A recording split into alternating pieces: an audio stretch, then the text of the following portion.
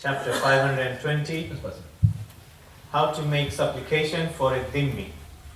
1:12. Abu Amr al-Shaybani said, Uqba bin Amr al-Juhani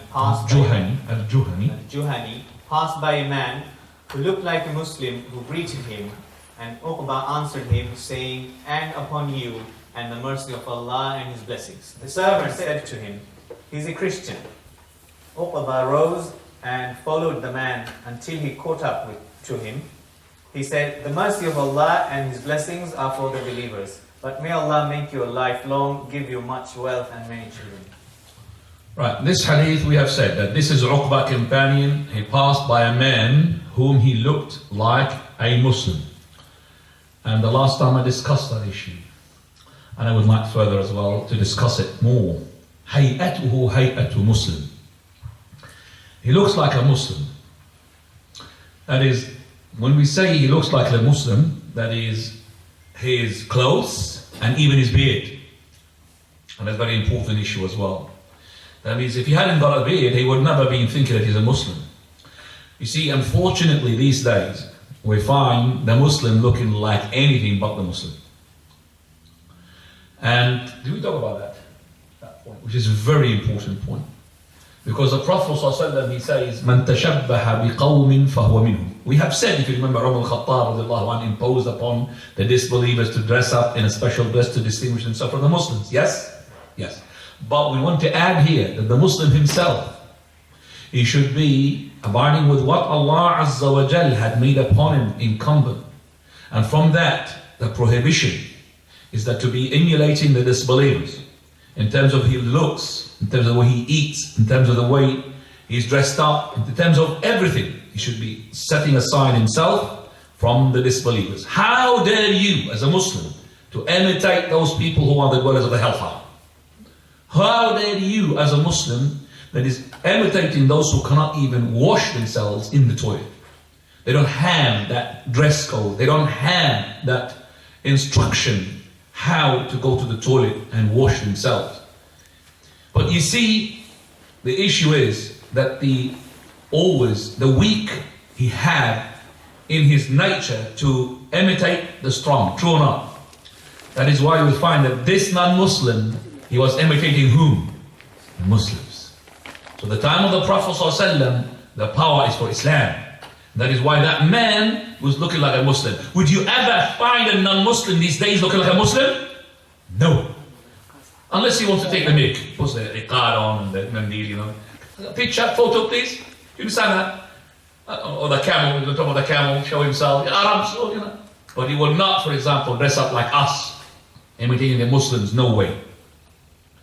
But you'll find, unfortunately, millions, I'm not going to say millions of Muslims looking like them. Because the weak always imitate the strong. When the Islam was powerful at that time, the non-Muslim imitating the Muslims. Look at that. I'm looking at this, I'm just, subhanAllah, why that person is looking like a Muslim? And when he's not looking like a Muslim, it goes to your mind just only the clothes. No, the beard as well. And remember that the beard at the time of the Prophet ﷺ, this is something which is, 1 + 1 is equal 2. That means everybody's got a beard. When two people were sent by Badan, one of the Persian sub-leaders, to the Prophet ﷺ, they were having their beard shaved and their mustache was maftul, like this, like a twisted and long. Maftul. So the Prophet ﷺ, he did not look at them. They came over and did not look at them because they look strange. They look like aliens. People at that time looking like this, they don't look proper. Don't show me your face twice. And then he said to them, who had commanded you to do that? They said, Rabbuna. That means the Kisra, our Lord. Kisra, the big great man of the Persian leaders. Kisra, the king of Persia, said, as for my Lord commanded me to let go of my beard and to trim my mustache. Well, you're the opposite. You're letting go of your what? Your mustache, and you're showing off your beard. So that is something that the Prophet ﷺ did not accept. Now it becomes what? The norm. And the one with the beard, people go, oh, beard, it's got terrorism. SubhanAllah, the beard is terrorism. But the one who was shaven, they call him what? Clean shaven. SubhanAllah. So if you have got a beard, you're not clean. Remember that. That's the mentality the people are on. Because they say clean shaven. They don't say shaven. I don't agree with that. Clean shaven anywhere but the beard. You clean shaven on the arms, clean shaven between legs. That's clean shaven. But not while in the beard. That's not clean shaven. That's imitating the woman, imitating the disbelievers. So the beard is something that is all the time being guarded and being the etiquette of the people at that time. It shows us the might of Islam at that time. And it shows us that you should, as a Muslim, to be all the time dressed up as a Muslim. For very the Prophet of Allah said, he said, "Man tashabbaha biqawmin fahuwa minhum."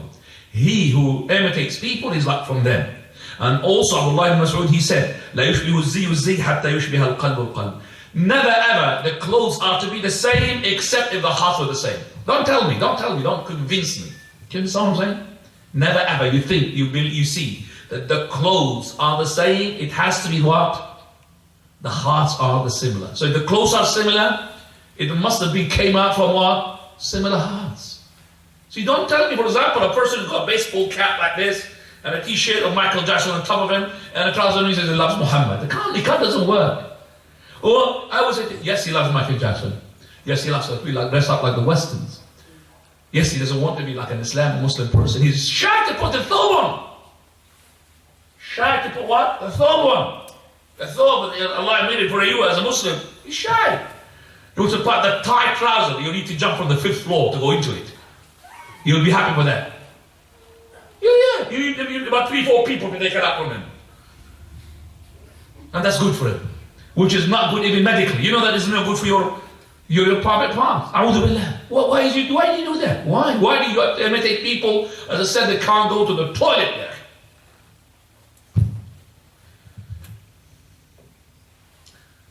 You know, when you find a person who's not looking like a Muslim, you'll not be able to greet him. True or not? How can you greet him? You will be surprised. You're a Muslim? I didn't know. 2 days ago, I was outside waiting for the people who remove the rubbish. I moved to a new area. And when I moved to a new area, I do lots of things just to make friendship with lots of people. So I bring chocolate bars and keep them with me and waiting for the ones who are going to remove the rubbish. First day I met them, I gave them a chocolate each. This time I brought them Kit Kat. I'm waiting.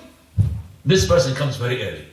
Baseball cap, you know this guy, got these, and the dress up for the borough, the workers of the council. He had this jacket and I saw him there, and he's not yet. He comes before the big truck, and he's searching he looks into the bins. He opens them to search them. So I was next to him, fixing my car and looking and waiting. And then he approached me.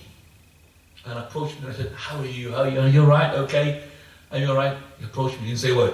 He kept approaching me. He said, "How are you, all right?" He said, "Assalamu alaikum." I was shocked. He's a Muslim, not a Muslim. He's an Arab. I'm not going to say the country because people are going to take me for that. He's a Muslim and an Arab. I couldn't believe that. He doesn't look like anything. He looks like anything but an Arab. Looks like anything but a Muslim. And he said, "I prayed behind you that day." Allahu Musta'an. And he prays as well. No beard, no looking like a Muslim. That really hurt in my heart. That's why I'm just talking about this issue. It makes me really hurt. I said, "Brother, you look like them. You look like French. I mean, where's the beard? Where is, inshallah, Allahu Musta'an." I was really shocked. He is not in, I will tell you what, I'll put him with 5-6 people, and you spot me and you'll say the English person is a Muslim, but this one can't say Muslim. No way. He's looking like so far away from Islam. So what I'm saying, the brothers, how do you expect me to say salam to you if you don't look like a Muslim? How? How do you expect me to say salam? Right. Also, he says here that فَسَلَّمَ فَرَدَّ عَلَيْهِ. Look how the power of the Islam at that time, document that as a benefit as well. Who started the salam? Who? The disbeliever, the Christian. Even he was racing to say the salam more than the Muslim. Did you see that? He's the one who started the salam, not the Muslim. He said to him, Salamu alaikum. Allahu al-musta'an. To show you that how these people, they want to greet these people, because they know that the powerful Islam. I said, Assalamu alaikum. Says, wa alaikum. He looks like a Muslim. Alaikum assalam wa rahmatullahi wa barakatuh. And then he left. Then the boy, he said to him, he's not a Muslim. He went to follow him. Hang on a second. Alayka assalam. But the rahmah of Allah cannot be on you. Because Allah said the rahmah is not only for the believers.